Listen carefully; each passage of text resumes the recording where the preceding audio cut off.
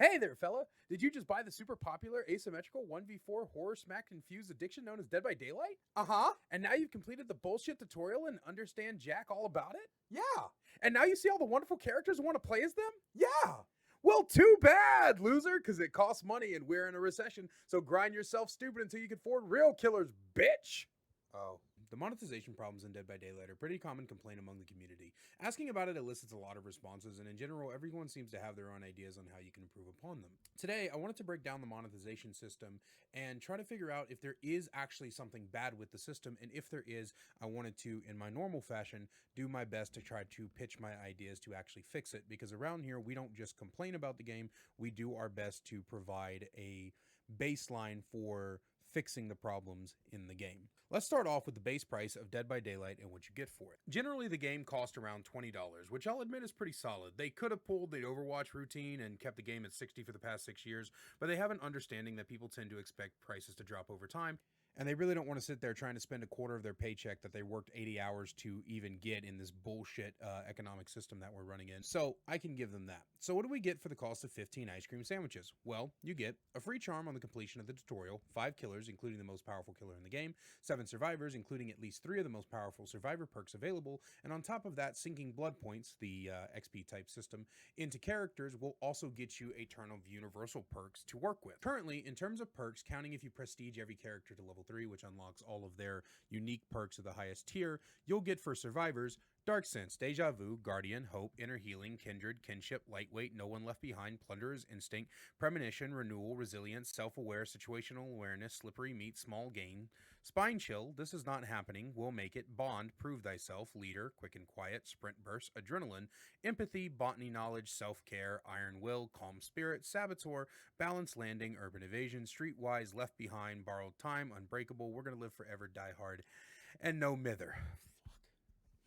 And I put them all into a little general tier list on screen for you right now to kind of get an idea about how powerful you can be when you're doing this free-to-play game. I think it's very important that we understand not only what you get in terms of quantity, but what you're getting in terms of quality. And if you're looking at it, you can actually pretty see that there's honestly a lot of good perks among the survivors. Because survivors don't have any powers, all you're really getting survivors for is the skin and their perks. So what you get for free, you can actually play pretty well and do a lot of escapes. And 2 of the perks in this list, that would be the Dead Hard and the Prove Thyself, are actually currently meta perks, which is incredibly useful right now. For killer perks, though, you'll get Bitter Murmur, Claustrophobia, Deer Stalker, Distressing, Fearmonger, No One Escapes Death, Thrill of the Hunt, Insidious, Iron Grass, Jolt, Monstrous Shrine, Shattered Hope, Sloppy Butcher, Spies from the Shadows, Unrelenting, Whispers, Unnerving Presence, Brutal Strength, Agitation, Predator, Bloodhound, Shadowborn, Enduring, Lightborn, Tinkerer,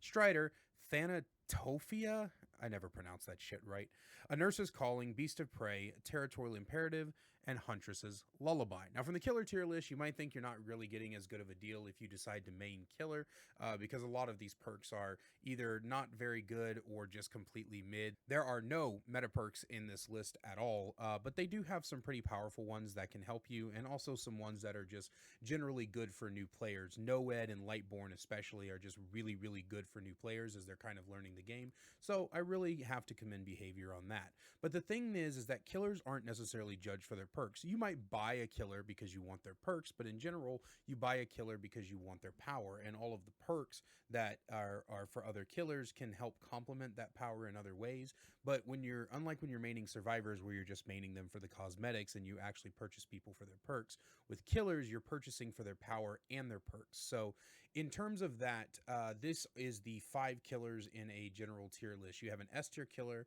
an A tier killer, 1 B tier killer, and 2 D tier killers, which means you aren't really at a disadvantage for being free to play. Well, that's not entirely true. One of the biggest issues that comes up is that meta perks are constantly changing, and at any given time, a killer can significantly drop or rise in power. And if you are a free-to-play Johnny and behavior gets another hole in its amorphous mass of bad decisions and pop culture references it calls a brain and decides to nerf Nurse into the ground, well, then you're up shit creek without a paddle, sonny. So wait, I have to pay for all these locked characters? No, silly. Of course you can get more for free. Oh, that's great. You got it, sport. All you got to do is sign your soul away, quit your job, and start grinding an asinine amount of hours. What? If you do nothing but play the game, you begin to acquire these things called iridescent shards, or eerie shards for short. You get a handful with every player level, which is separate from the character level because reasons. Iridescent shards can be used to purchase any 9 licensed character in the game, of which there are quite a bit, I will admit, for 9,000 shards apiece. And if you become attached to a particular character, you can purchase their skin for these same shards, non-licensed of course, for an astronomical amount of money. The problem in these prices for any of the good cosmetics are insane. 9k shards for a character will already take you a good 80 hours or so to complete. So far, I purchased 3 killers with shards and I'm at 300 hours. It is asinine how long it takes, and I was here for a few bonus shards thrown away around Christmas time, so it could possibly even take longer than what I've actually invested. But now, some of these measly skins, you want me to raise 21,000 shards? I don't even want to try and do the math on that one on how long it's going to take. Yeah, cosmetics don't affect gameplay, but I want to be pretty, damn it. That's the point of a cosmetic shop. The final thing we need to talk about is Auric Cells and DLC prices. The premium currency for Dead by Daylight is called Auric Cells, and Auric Cells come pretty standard. Every 100 is $1, and there's bundles to make you think you're getting a great deal when you actually aren't. And the DLC prices are... well, they're fine, honestly. On average, they cost anywhere from $5 to $12, depending on how many characters you actually get with the DLC. And in general, it tends to be a baseline of $5 with $2 for every additional character, if I'm doing my math correctly. And you never, ever have to pay for new maps. And thank the entity, lest they split the player base up. Because, oh man, dude, I'd love to join you guys for a Swift, but I didn't buy the Forged in Fog, so... Shattered Square's out of the question. Oh, well, I guess I'll never have to play that dog shit map. So with all the cards on the table, what are we looking at? Well, we're looking at a pay-to-play game with pay-to-play DLCs and the cosmetic prices of a free-to-play game. And therein, my dear viewers, therein, my friends, lies the issue. See, I'm actually fine with pay-to-play and pay-to-play DLCs. I'm not mad at all. Make your bag behavior. I'm not against it. I also agree with licensed characters not being available for eerie shards because you have to make your money back somehow. And one of the biggest appeals to Dead by Daylight is definitely going to be the licensed characters that often come into the game. This is one of the biggest appeals. And actually, we do get one licensed character for free with Bill in the Survivor. He was a Left 4 Dead character. So in general, behavior is actually very generous in terms of their pricing. But what bothers me is twofold. One, how slow the eerie shard gain is, and two, how much cosmetics cost in terms of eerie shards. See, I wouldn't even mind the batshit Auric Cell prices for cosmetics if I felt like I could reasonably earn them with eerie shards, so behavior needs to do one of two things. Number one, they need to lower the eerie shard costs. I believe that characters should cost 6,000 instead of 9, and cosmetics all need to be moved down a tier. Instead of 21.5, it needs to go down to 13.5, 13.5 down to 36, 36 down to 27, and 27 down to 17. And this is actually my preferred method of fixing the cosmetic prices, the biggest problem in the game. And I'll tell you why in just a moment, but for now I want to keep focusing on this. Lowering the eerie shard prices does two things. Not only does it allow us to reasonably earn things in a decent amount of playtime, but it also makes it far less daunting for newer players when they start looking at all of the options that they possibly could have. I understand that you want to be able to charge money for your DLCs. You want to be able to have people be able to skip the line, essentially.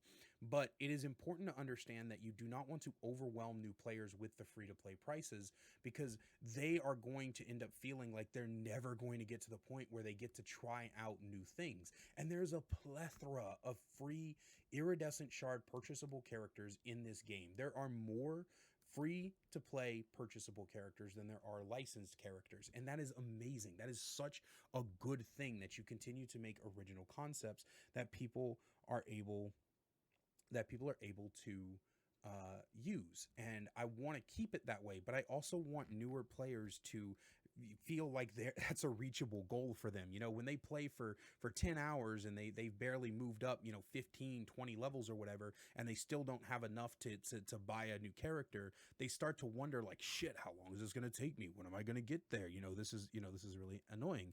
And I'm not saying that you have to make brand new characters available every 20 hours of play. You'll never make any money that way. What I am saying is that after 15, 20 hours of play, the player should be able to feel like, oh shit, nice, I might actually get there. So what's the second option? The second option we have is to increase the earning rate of Eerie shards. The reason I'm not a big fan of this option though is because I feel like no one would ever really be happy. Currently, here's the rate at which you earn shard.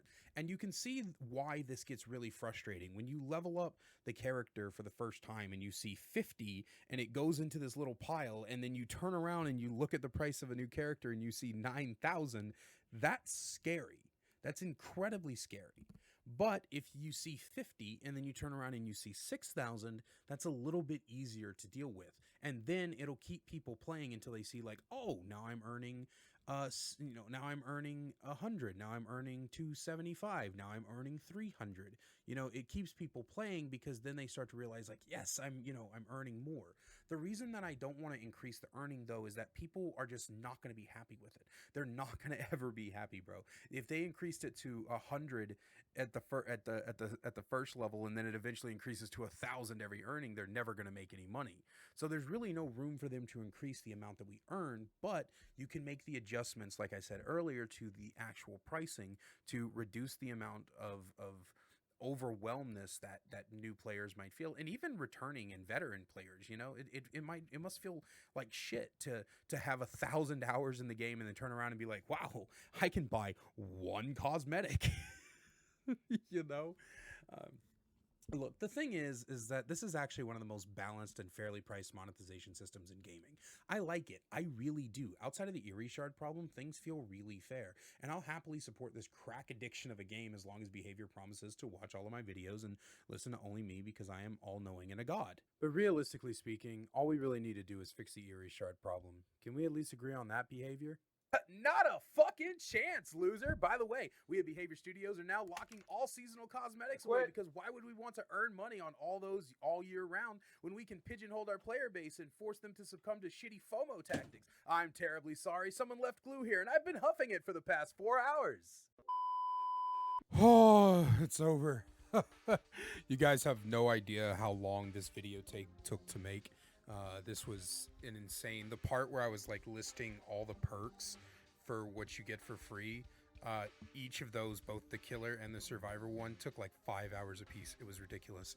Anyway, I hope you guys enjoyed the video, and I would love to know what you think. I did have a lot more stuff that I wanted to talk about in this video, but I didn't want it to end up being like 20 or 30 minutes long, so I am going to make a part 2 about the monetization, specifically focusing on things like the Shrine of Secrets and more ways that they handle the iridescent shards. But I would still love to hear your opinions. Please make sure you leave them down in the comments. I'm always happy to engage in conversation, and if you want to catch me playing Dead by Daylight live, you can head down to the description and click on the link to follow me over on Twitch. We stream practically every single day, and I'd love to see you there and just kind of talk with you. Other than that, I hope you guys have a fantastic time, and I will see you on Friday.